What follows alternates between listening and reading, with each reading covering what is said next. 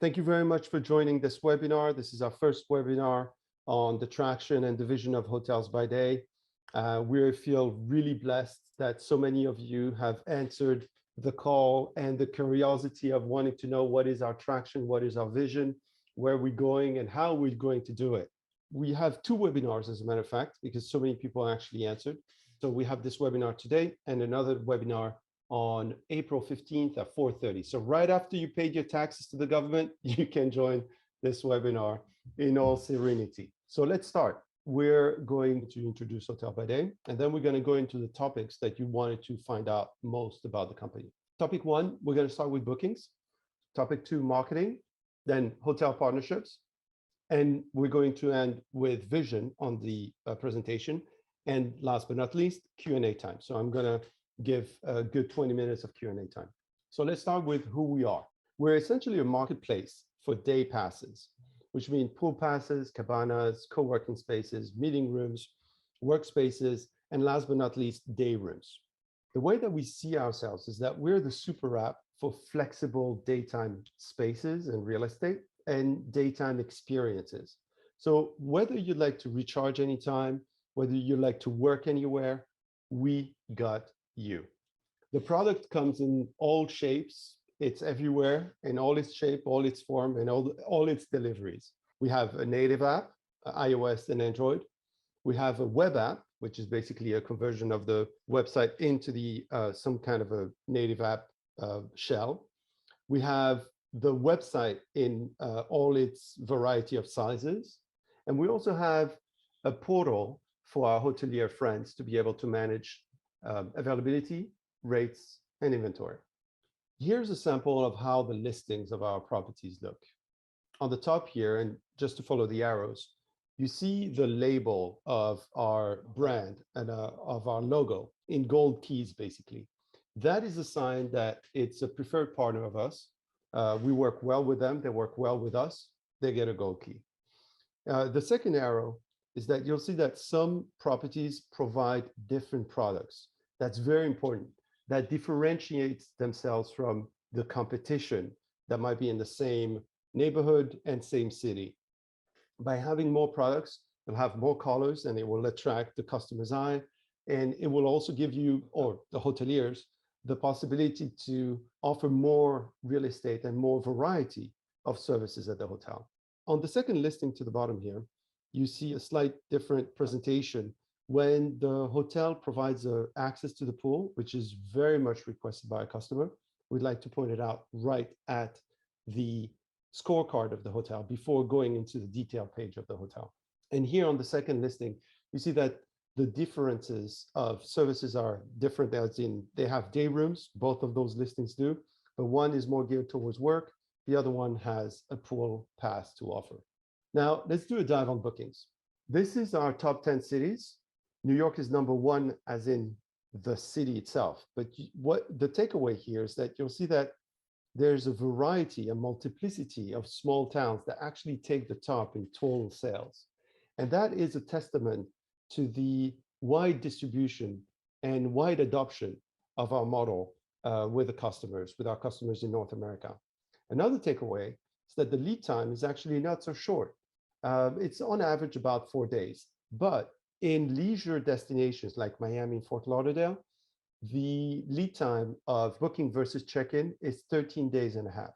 This is our quarterly booking trend. The numbers don't show here, but I'll go into the numbers in a second. This is just to show you a trend. And we wanted to point out that in 2019, we had technicality issues. Our first generation technology that we built back in 2015 started failing. It wasn't planned to go so long with the growth of the company. And it started breaking down, which essentially gave us a flat line in sales on that year. But it came in pretty much at the good time because we used COVID, as you can see, the bottom out of COVID, but also the strong rebound. But we used that time to refactor our technology. And the proof is in the pudding that we've taken a great opportunity here with COVID.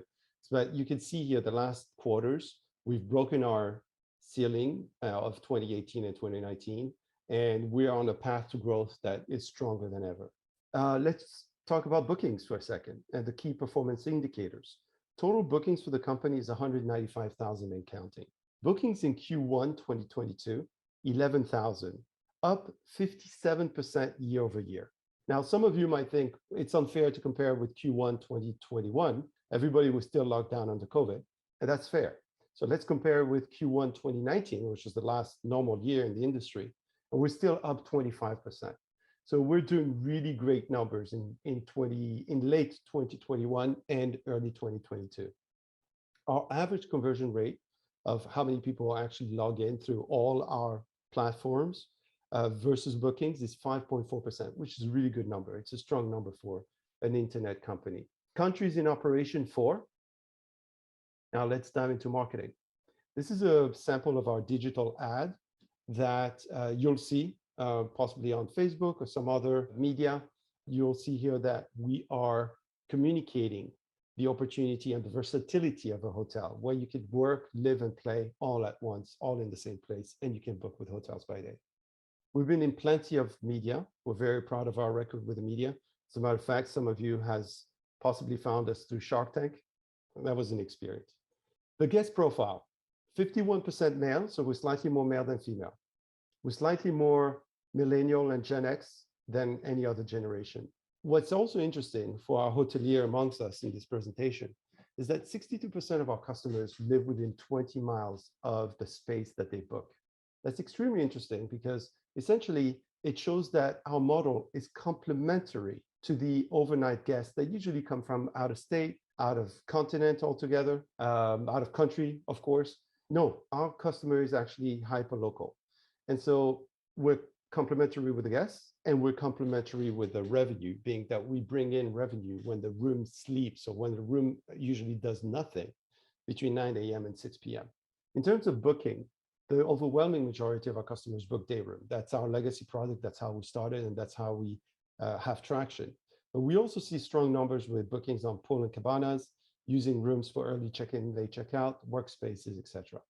Another very encouraging number here is that 33% of our revenue are generated by power users. And we define a power user as somebody that booked with us 10 times or more. So very sticky app for our customers and very loyal customers. And I'll get to that also in a second. In terms of guest key performance indicator, active users in Q1 2022, as in the 28 days average, is 53,000 users on our platform that come in the last 28 days through the Q1 2022 averages. That's up 58% year over year. And again, to compare it to 2019, it's up 49%. So again, very, very strong numbers. The average repeat per guest per quarter is 1.67 times per guest per quarter. It's down 5%. But let me tell you why it's actually a good number. Because in our growth state, when we acquire new customers, we are fully aware that they don't book right away immediately. Not most of them do. And so therefore, on average, it would take about 6 months for them to book again. So the fact that our number of repeats goes down slightly is a good indicator that while we're experiencing growth in bookings, this is also a testament that we also are getting new customers that eventually will repeat in the future. So it's an excellent indicator of the growth of the company. In terms of active email list, we're at 35,000 users or subscribers rather. It's up 32%. Last but not least, something that really has surprised us is that the last year, our loyalty sign up is now up to 28,000 and counting, which is up 292% year over year. It has completely blindsided us. As a matter of fact, this is the trend. We started a loyalty program in early 2018, and we were growing organically up until 2021, when we changed the model.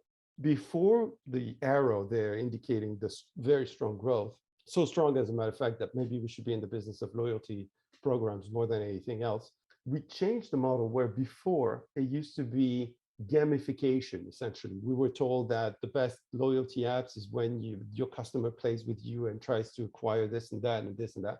Well, it turns out it was too complex. So we simplified it. With the same philosophy of our company, which is transparency and simplification, we've used that also for our customers. And we're seeing tremendous growth from it.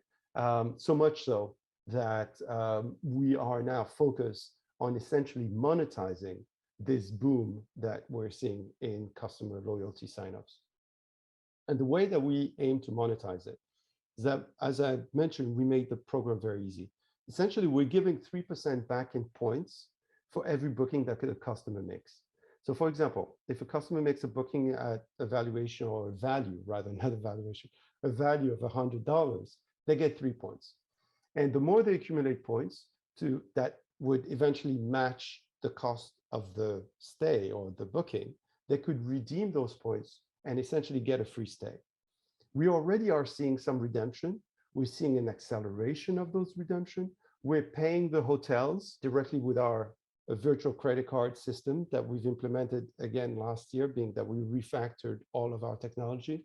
It's extremely smooth and it's going really well. And we're seeing an accumulation of loyalty signups because they understand, being that we are the only operator in daytime spaces that offer that service, they understand that they're getting a deal with us. And we're rewarding our loyalty customers. You know, they're doing so much for us, we'd like to do something back for them. I'd like to finish the marketing portion of the presentation with also a very uplifting trend. We're on a path to strong profitability. We started this company with a conversion rate in digital ads, so Facebook and Google ads and all that jazz, at around $40 per conversion. We're now in the single digit and we're still going down, and we aim to go down another 40% or so. Partnerships. As you can see, the growth in partnership was at the start here all the way up to COVID. It was growing organically and we're really proud of it. Then COVID happened and of course we had a surge of it, drove everybody in the company crazy, having to onboard hotels so quickly. Unfortunately, it didn't last so much. Of course, we had more hotels than we started with COVID, and that's good. But due to staff pressures in all industries, a lot of our partners have asked to be put on pause for 6 to 8 months, simply because they cannot run the model or both models of day and night. This is temporary, and we actually have a solution. We've signed a deal with a global brand, and I cannot mention the name right now, but it's within the top 5 largely. And it's a direct connected deal. It means that all the hotels that you see in the blue chart here have been onboarded manually. It means that they are managing their inventory manually. We have a great portal, but nonetheless, it is quite cumbersome to have to change availability rates and inventory on a daily basis sometimes. Either they change it and they spend time, or we change it for them and we spend our time. So in the future, we're going to be increasingly direct connected. Just with the first sign up lists, we know that we'll increase our inventory by 66%, in which we expect revenues to go up 47%. And we're going to go into 63 countries. Remember in the earlier slide when I mentioned we were in 4 countries, we're now going to be listing our services in 63 countries. So that's really an amazing opportunity. Let's talk about vision. We think that co-working is passé. Of course, it's great for work, but co-working is, it becomes very boring. It's just like an office. It doesn't really suit the workforce of tomorrow, which is increasingly more digital savvy, increasingly more nomadic, increasingly wanting to balance lifestyle with work. And we think there's no better place, no better real estate out there than a hotel. It has already everything that a co-working company offers. It has safety, duty of care, cleanliness. It has strong Wi-Fi, strong coffee, kombucha, maybe not on tap, but you can find kombucha at a hotel, and most hotels are now partnered with us. So all of those things that the modern worker wants. But in addition to this, the hotel offers all sorts of amenities. I'm in one of the hotel partners and I'm doing a presentation, I'm working, and I love it. Eventually, after this presentation, I could go to the pool, I could swim for 30 minutes, come back reinvigorated, and finish all our emails and ace the day. I could meet my partners in the hotel cafeteria or the restaurant, or my friends eventually on the rooftop. All of those amenities that a co-working company cannot have. In addition to this, hotels in general are just everywhere. Co-working companies are urban, hotels are urban and suburban and everything else, and also resort and etc. So imagine a pass that HotelsByDay would offer to its loyal customers that gives the possibility of working everywhere within 63 countries and counting, in which you could be in all sorts of locations. That is the future of where we'd like to go. And the market is huge. It's a $1.4 trillion market between leisure, business, which we call leisure, and flex work. So think of us essentially as Expedia and WeWork had a baby. And more related to our company, the obtainable market, which is a core here of this egg, is 433 million. So 25,000 hotels, which is attainable and achievable. At 1% of their inventory they would give us, at the average day room rate of $90 times 365 days, that's $433 million of sales that our company can make per year. So we can achieve $500 million in sales. And in terms of the immediacy of what we are working on right now, one, the priority is to monetize the global branded partnership that's about to launch within weeks. Within weeks. We're going to strengthen the loyalty program. We're going to expand on our flex office workspace services. And we're going to establish a foothold in Asia, which we are already seeing strong demand. On the heat map, in which we're seeing most of our customers coming in, there's lots of demand already in Asia that we do not have hotels for, and that we will have hotels through the global branded partnership. So that pretty much sums up the presentation of my slide. But just to conclude, I'd like to tell you that we need your help. If you like what we're doing, if you like where we're going and the potential of our company, I have good news. We're offering equity stakes for our company for investing in exchange of an investment. It's through this crowdfunding platform, Network Investments, that is called wefunder.com. You can find our listing there. We are going to be listed only for the next 2 weeks. So rush it up, take a stake in the company. You can invest with your credit card. It's that easy. And in exchange, you'll participate in the growth, the amazing potential that our company offers to our investors, and of course, to the public and to our partner hoteliers. That concludes my presentation. Any questions? This is Rob. Would you see Airbnb getting into your space with staycations? Essentially, lots of players could get into our space, but do I see them coming in? No, not at all. Why? Because for one, they got bigger fish to fry. For two, the model is still not, let me just say, the model is still not provable to the numbers in which a player like Airbnb would be interested in. It's not going to move their needle. So with this said, the future will be very different. With a branded deal that we signed up and the direct connectivity, we expect it to be a domino effect that will allow us to then connect to multiple partners with multiple brands. And so once we're there, and that the model is widely more scalable than it was in the last 6 years, yes, Airbnb might be interested. Yes, Expedia might be interested. Yes, Booking.com might be interested. But instead of competing, we expect that they might acquire. I mean, historically, that's how they grow. And they don't necessarily want to get into a niche until it is proven. So we are proving it. And then eventually, once it's proven, we are unchangeable or unchallengeable in the field itself.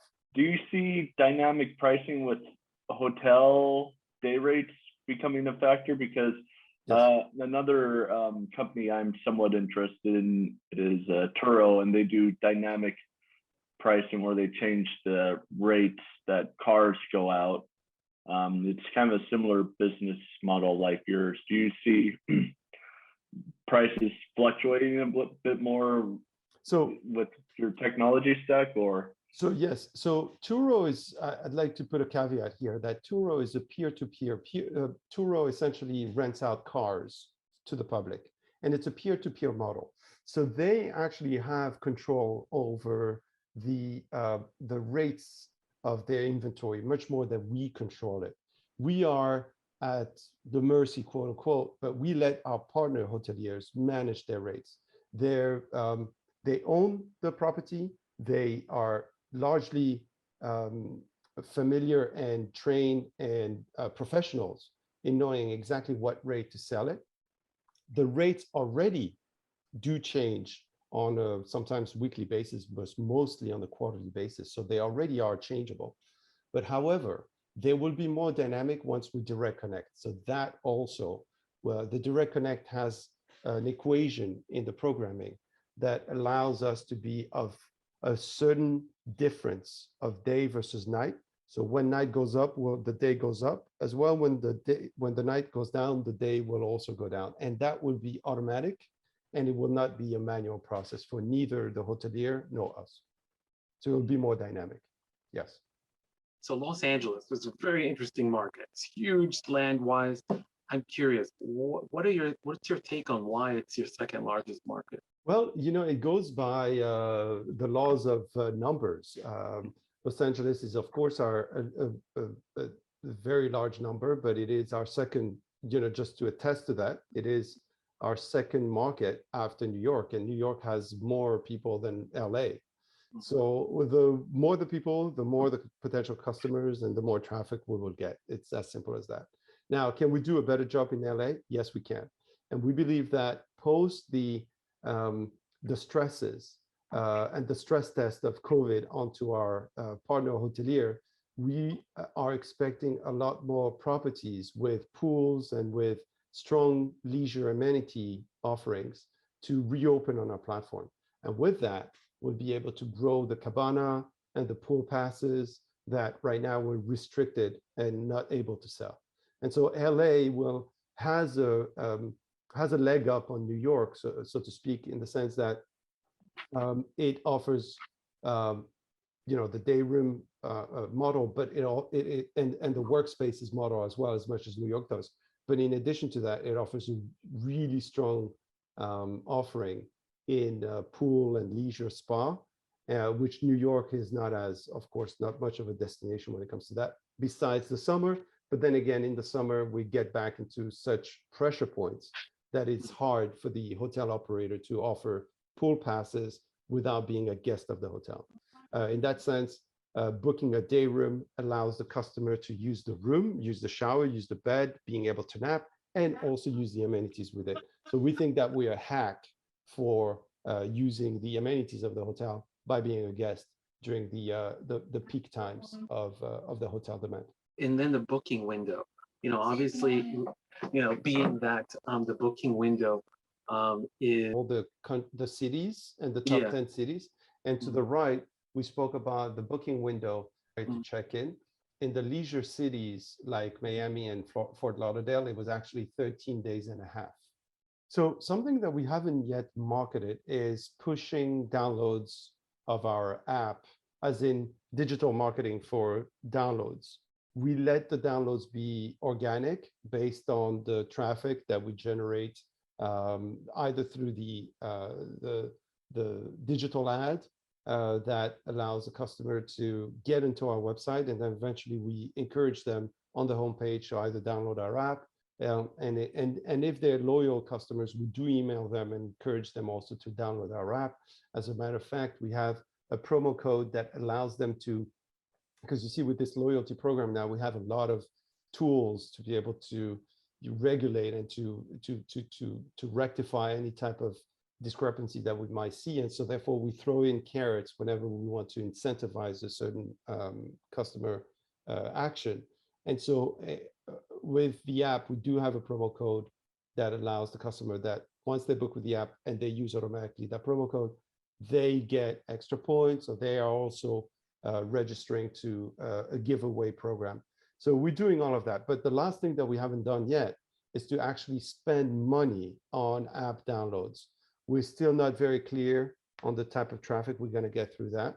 And as a matter of fact, when I mentioned that we refactored our technology during COVID, we spent the first 6 to 8 months in changing the portal technology, even though it looks the same, but all the code in the back has been changed dramatically.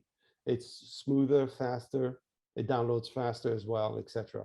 And so afterwards, we went on to the website, and the website also nowadays has this variety of being able to be, the word is design, like remote designer. I forget exactly the specific technical word, but essentially it becomes screen size depending on the screen that you're using. And so that we thought that this was very important.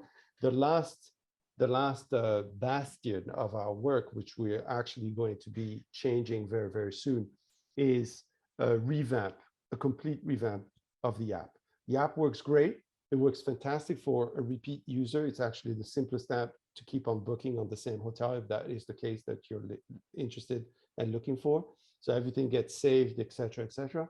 But for discovery, the app still has a little bit of an issue. So we're working on that right now, and we expect that to be launched within a month's time. And then once this is nice and spiffy and polished and looking good, we're going to be promoting more dollars into app downloads.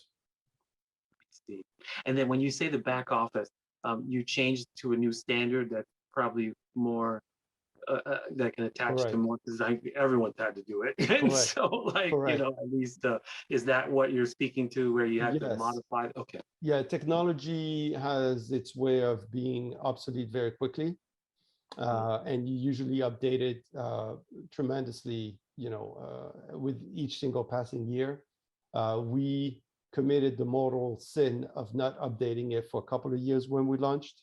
You know, we were growing organically with not too much help. So therefore we focused on other things. And I have to say, COVID really came at the right time for us when it came to, you know, having time to breathe and rethink about all the, you know, the networking and all the wires that were already built. We were able to rebuild them. And just to give you a little bit more details of that technicality, we've created our first internal API, which is basically an endpoint where everything meets. And that API is so clean, so smooth, that everything runs much faster now. All the points, all the apps, all the website, all the portal and backend, and also the direct connectivity is connecting through the app. So then the API, not the app. And the API then, without using all the resources, goes and finds the rate or the inventory or the availability or the guest specifically that is the query for. Whereas before it was one general query that loaded the whole system. Now it's much more laser precision. How does the customer find HotelsByDay? The customer finds hotels, but it's a great question. Thank you, Felicia. The customer finds HotelsByDay, first of all, thanks to all the press that we've had. We've had tremendous press, and we were on Shark Tank. And as a matter of fact, every time Shark Tank, as a matter of fact, is a gift that keeps on giving. Every time we look at our analytics that we see, you know, what type of traffic we're getting, we see spikes every 6 to 8 months or so, and we're like, oh, what the hell is this? It's like, oh yeah, of course, Shark Tank. And so we're getting always a constant load of new customers through that and through media in general. So that's essentially the top of the funnel. And then eventually, once they know of the model, once they know of possibly the name of the company, we place ads, digital ads. That's where we spend most of our money, to be able to be the first links or the first visual of what a customer is looking for when they search for us. And you might remember the trend, the graph here that went down, in which we're like, which I mentioned that we're on a path to profitability.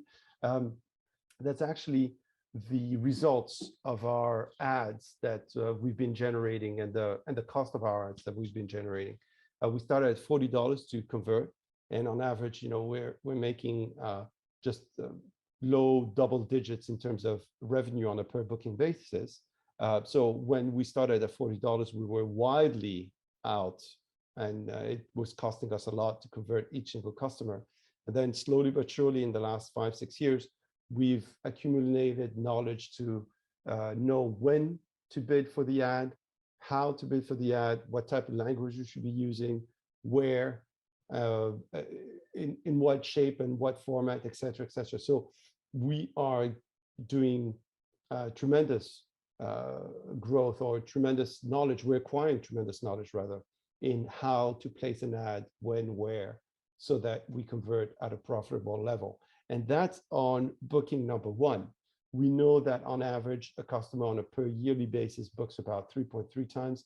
I mentioned on a quarterly basis, 1.67 times, but on the yearly basis, last time we checked was 3.3 times. So when the customer comes back, that's finally where we become, you know, what we call a lifetime value of a company, of a customer rather.